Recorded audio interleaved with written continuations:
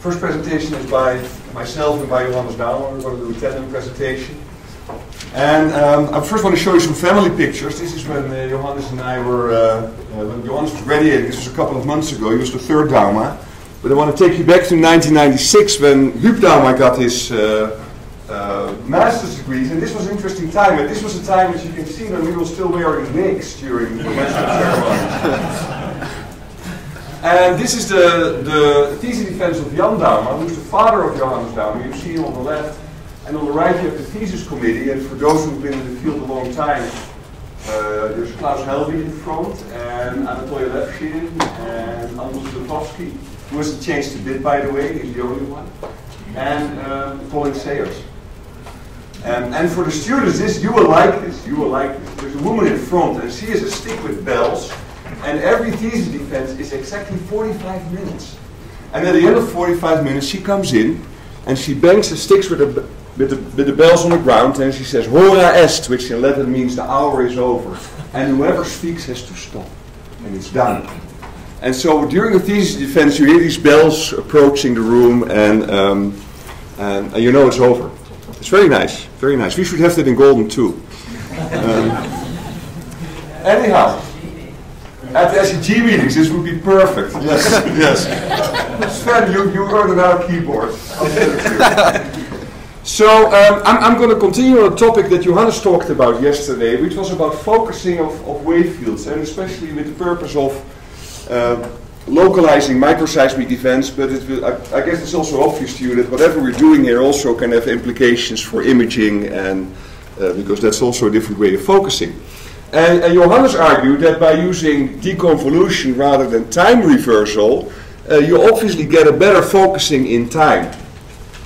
Now, what we have observed in our numerical simulations, and Johannes is going to show that in the second part of the show, that you also get a better focus in space, and that is really very important, because when it comes to earthquakes or microseismic events, we don't care so much about the temporal focus. We don't care really when we had the fracturing occurring, at least not on the time scale of the period of the seismic waves that we are looking at. I mean, who cares about a few tenths of a second? But we care about location. We care about spatial focus. And so the main takeaway point of this presentation is that improved temporal focus leads to improved spatial focus. So I'm first going to show that to you mathematically. So we're going to look at a very simple model, and I started looking into this because I asked myself the question, what happens if waves are sort of converging onto a focal point? What really happens there? What is the wave field like at the focal point? And so I'm going to show you a pretty simple analysis, and it's based on the assumption that near the source location we can treat the medium as locally homogeneous. So we have a locally homogeneous medium. It may be inhomogeneous further away, but once we get close to the source we treat it like a homogeneous medium. And this is of course exactly the same as what you find in Aki and Richards and all the classic textbooks where they look at the excitation of waves. And we're going to do everything in 3 dimensions. Let's first look at acoustic waves, and then we go to elastic waves. So for acoustic waves, the analysis is actually very, very simple. You have an incoming wave, which we prescribe. So that's basically what Johannes in his work is injecting into the model. That's what we use for the back propagation. That wave converges at a location r is equal to 0, where the source is. And at the time t is equal to 0, that's where the source time is. Now, when that wave converges onto the source, of course, it also generates an outgoing wave. So the general solution is the superposition of an incoming wave and an outgoing wave. And that's the D'Alembert solution for wave propagation in 3 dimensions. And there's a geometrical spreading term, 1 over r, that's going to be very essential in what comes. So our first job is to find out, given the incoming wave, which we specify, what is the outgoing wave. That's a pretty simple problem. We just analyze the wave field at the source location, that r goes to 0. So I take that previous expression, I let r go to 0, and now you see I get, just like before, a ratio of 2 terms. As r goes to 0, the denominator goes to 0. So if we are going to get a finite answer, the numerator must go to 0 too. That tells us then what the outgoing wave h of t is. You find that this answer can only be finite when the outgoing wave h is minus the incoming wave. That's it. So now we come back to our original solution. and so we have the incoming wave, we specify that. Now we know the outgoing wave, it's just the incoming wave with a minus sign. And there's a deep reason for that, because we go through a caustic, and the caustic is in 2 dimensions, in two ways the rays are crossing. So mathematically you would say the Maslov index goes up by 2. You get 2 Hilbert transform, that gives me a minus sign. So that's another way to get at the same result. So now we're going to look at what we call the temporal focus. So that means what is the time behavior of the wave field at the focal point. So in Johannes' work, he really optimized that time behavior to be a delta function. So let's first see what the time behavior is. Again, we take the expression that we have for our full wave field. We let the radius r goes to 0, so we go to the focal point. We have to take this limit. Now, here you cannot quite take this limit, because if r goes to 0, we get the numerator becomes 0, the denominator goes to 0. So we have to be a little bit more clever, use sort of Calc 1 math. We make a first order Taylor series expansion of these incoming waves. The dot on the f means now the time derivative, and now we can take the limit. And you find that the wave field at the focus is the time derivative of the incoming wave. And actually, that's what Johannes showed yesterday. It was sort of hidden in his slides, but when he showed that concrete blocks where the waves were back propagating to their focal point, the wave field at the focal point was not a delta function, it was the time derivative of a bandpass delta function. Okay, but that's the temporal focus.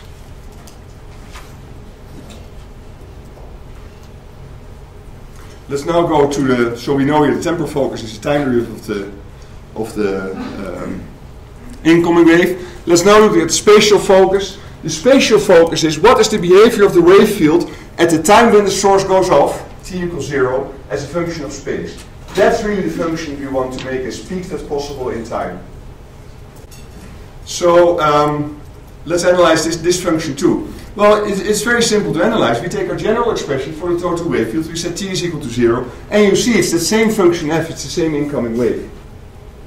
And so, and this is really the result of all I have to say. This is stunningly simple. That the temporal focus and the spatial focus, they are very closely related. They both are related to that incoming wave.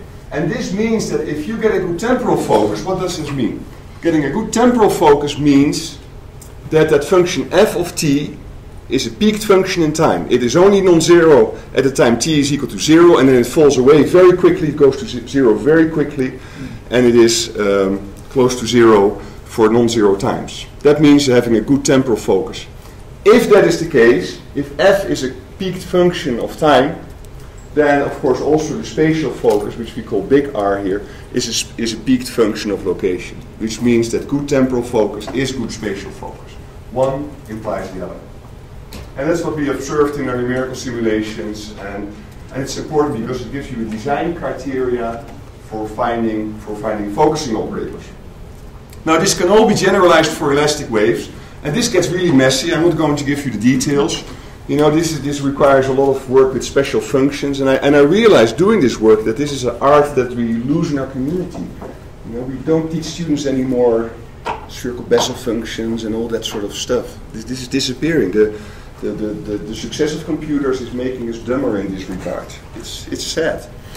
So for vector waves, you can write it, and I'm just going to sketch the analysis. I'm not going to give you the details. For vector waves, the total wave field can be written in terms of vector spherical harmonics. They are derivative of spherical harmonics, and you can do this for p waves, for SV waves, and for SH waves separately. So the whole elastic wave field you can decompose in this way. So you get a product of vector spherical harmonics with spherical Bessel functions. And that is really the ingredient that you need to find out the relation between temporal focusing and spatial focusing for elastic waves. Now there's one complication here. Depending on the type of source, we get a different type of focusing behavior. And you can see it here immediately. If we have an isotropic source that generates p waves, the waves are radiated with equal strength in all directions, and this is given by a spherical harmonic of angular order L is equal to 0. If I have a point force, I have a dipole source, and that is described by angular order L is equal to 1. If I have a moment tensor, I have a quadrupole source, which is described by a spherical harmonic with angular order 2. And the key point is now that at a source location, which is at the center of the figure, which is at r is equal to 0, I am at the nodal line. So I need to redefine my idea of temporal focusing, because for the acoustic waves we derive temporal focus as the wave field at the source location as a function of time. But the wave field at the source location is going to be 0, because it's going to be at a nodal line. So we have to make a slight change in our definitions. It's not very complicated. For the temporal focus, instead of the wave field at the source location, we take the spatial derivative of the wave field with the order L. So that means that for a moment tensor source, which would be most appropriate for microseismic applications, you'd look at the second space derivative. And you can show that is a non-zero number. And the spatial focus, we just derive it as we did before. It's the wave field at time t is equal to 0 as a function of radius. And if you do that, you get messy. The whole derivation is extremely messy. I'll spare you the details. If you're interested, it's in the book. But here's the final result. The final result states the same thing. I have an incoming wave, and the temporal focus and the spatial focus both depends on this incoming wave. In different ways, because there's all sorts of horrible derivatives involved, but that's just detail and that's just clutter. The main point is that when I get good temporal focus, I have designed an incident wave which is only non-zero at times very close to t equals 0. That means that we have good temporal focus. And this whole analysis shows, and again, there's a lot of clutter and detail here that you can ignore for the moment, that if f of t in the top expression for the temporal focus is a peaked function in time, then the spatial focus is peaked in space, which means also for elastic waves, good temporal focus implies good spatial focus. So that's the main conclusion of the mathematical derivation that we did. It also allowed us to quantify what do we mean with temporal focusing for elastic waves. How do you quantify it? How do you measure it? I think we have figured this all out. And now Johannes is going to continue and show you some numerical simulation and show you how this works. Well, thank you, Roel, for that introduction and presentation. So what I'll be presenting on now is the numerical modeling we had done to corroborate these theoretical results that Roel was showing. So going kind of back to what I was working on and presenting on yesterday, this idea that we can use deconvolution to improve the temporal focusing. And we had shown this to not only work for a single event, but also for multiple events being emitted at different times. This led us to want to potentially apply this for microseismic event locating. Now combining that what we'd learned yesterday with what Roel had just shown now, that improved temporal focusing leads to improved spatial focusing, we're keen on applying this to improve the locating of not just one, but hopefully multiple microseismic events. But what I'll be showing you today is event locating of just a single microseismic event. We've done this for both an acoustic and an elastic case to, again, corroborate both the acoustic and elastic theory that Roel was showing. So what I'd like to start with is just our microseismic acoustic modeling. So for this, we had the following setup. We had horizontally continuous layers with velocities between 4.9 and 5.7 kilometers a second. We had 56 receivers divided evenly between 2 vertical boreholes. We then had one source located at the yellow dot. We would emit our source wave field, and for our acoustic case, this would be an explosive source. So roughly, we're looking at that L equals 0 case. But because we don't have perfect aperture, it's not that perfect L equals 0 case. But let's just think about it in that sense. We're going to propagate that source wave field from that source location through our correct velocity model. We're going to record it at our receivers and then add bandpass limited noise to try and make it a little bit more realistic. Once we've done that, we'll apply time reversal and deconvolution to those recorded signals with noise now, and then back propagate it through our medium. But instead of propagating it through the correct velocity model, we're going to back propagate it through the smooth velocity model to add again one extra complication step. Now, if you remember from yesterday, from both for hot and my talk, issues that cause time reversal to not work perfectly are things like, for example, not having perfect aperture and not having that full coverage deteriorates the focus that time reversal will achieve, but also deconvolution, of course. Not having the correct velocity model will be another impact, causing time reversal to not work perfectly. So what we'll do is now we're going to compare the spatial focusing capabilities of both time reversal and deconvolution for this setup. So this is the spatial focus achieved using time reversal. You can note that the wave field isn't compressing at the time of focus perfectly at our source location, pointed out by this yellow arrow. Now, we believe this is due to the same kind of ideas that we were seeing in our experimental results, with just our wave field not compressing perfectly at the time of focus due to not all the conditions being upheld for time reversal to work perfectly. On the other hand, when we use deconvolution now, this is the spatial focus we achieve. Thus, we're able to compress our wave field in space much better than time reversal. So you might ask us, why is this so dramatic? Why are we getting this improvement in the spatial domain, where, if you remember from yesterday, deconvolution is designed to only improve the temporal focusing?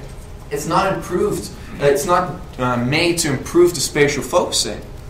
But, just as Roel just shown, by improving the temporal focusing by using deconvolution, we're improving the spatial focusing.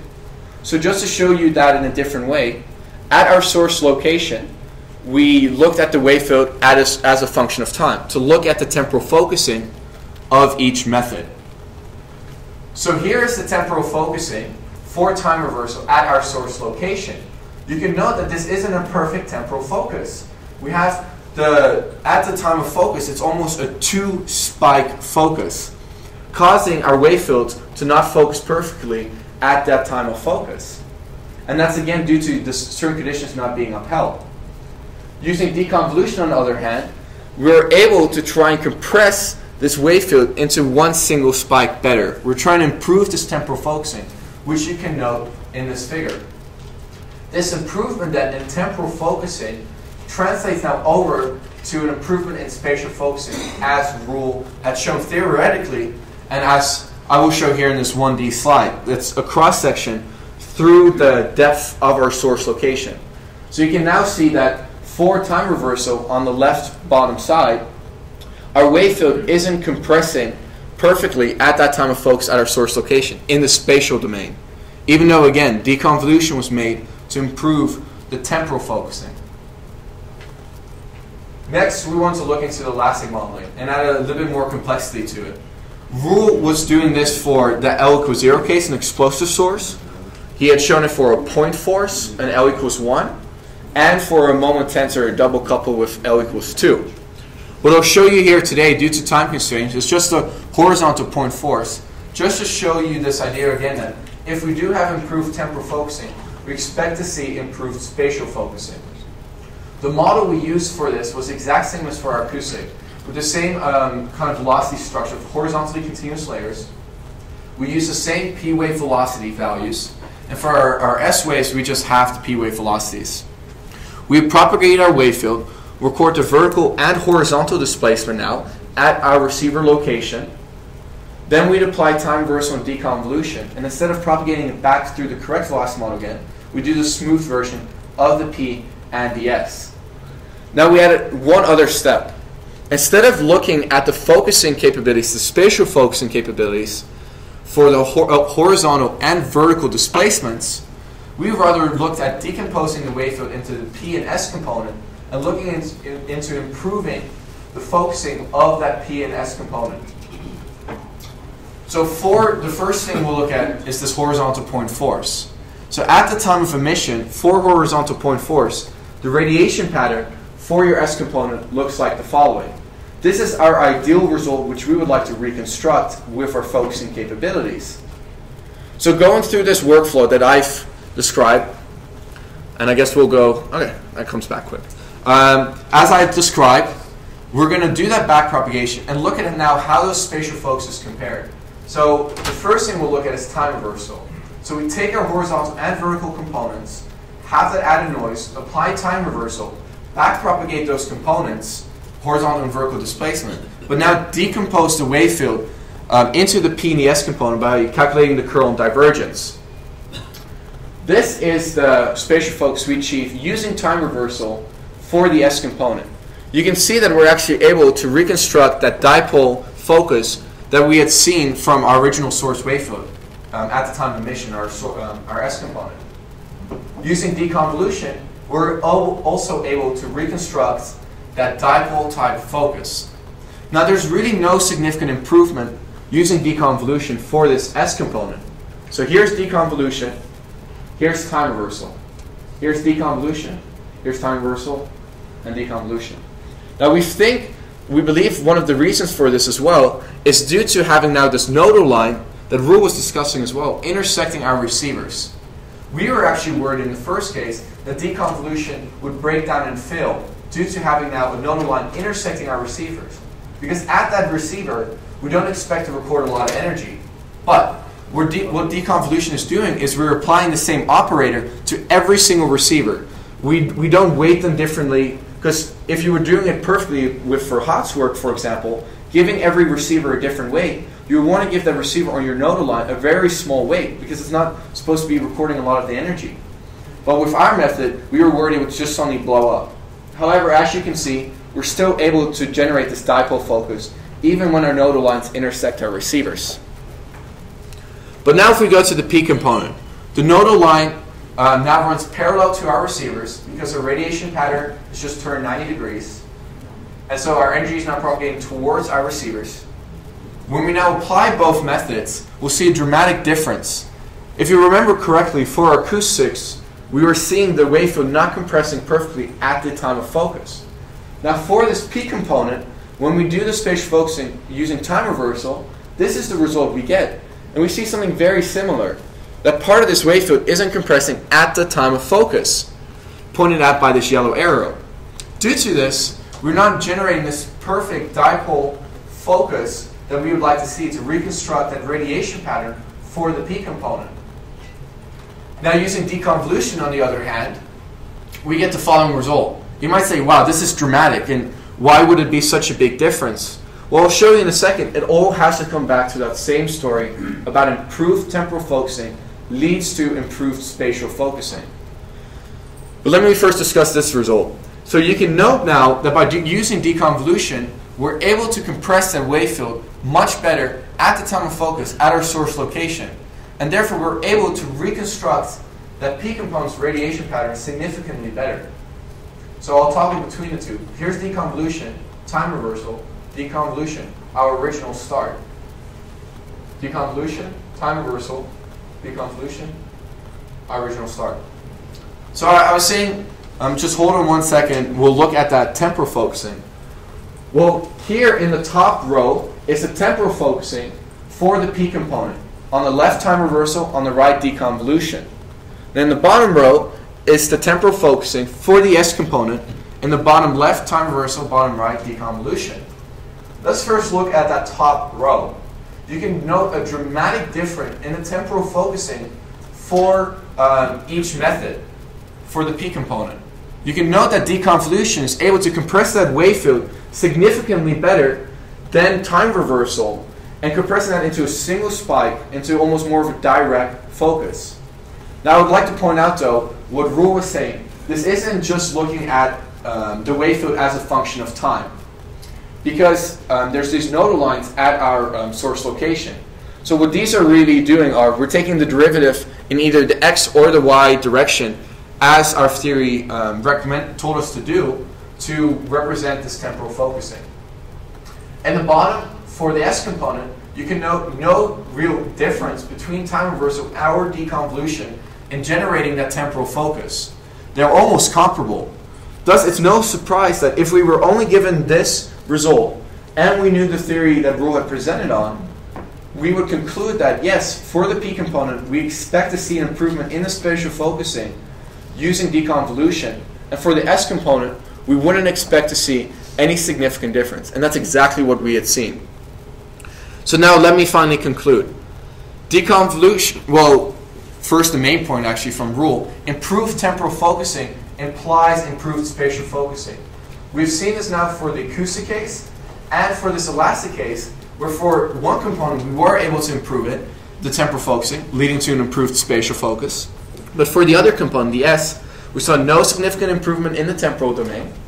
Thus, we didn't expect to see, and we didn't see any improvements in our spatial focus itself. Additionally, Deconvolution may improve the temporal focusing, depending on, for elastic, what components we're looking at. But if it does, we expect to see an improved spatial focusing. Finally, there's no significant increase in cost in using deconvolution compared to time reversal for this microseismic modeling. It's just almost one extra step in your codes by doing just that multiplication in the frequency domain. And one side note to make.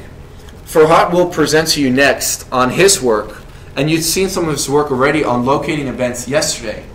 Now where we differ is in that his method is designed to not only improve the spatial temporal focusing, but also the spatial focusing all in one go.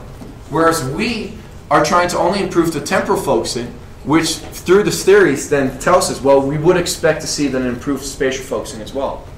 Another clear difference between our two methods is that we apply the same operator to all our receivers, because we're just trying to keep it simple and keep the cost down. Farhat is really trying to get the most optimal focus, and he gets better results than deconvolution would. And he's doing that by weighting those receivers, giving them different ways to find the most optimal focus at his source location. So that's pretty much what I'd like to conclude on. I'd like to acknowledge the CWP sponsors again for all your support in making this work possible, and the CWP faculty and students. Thank you.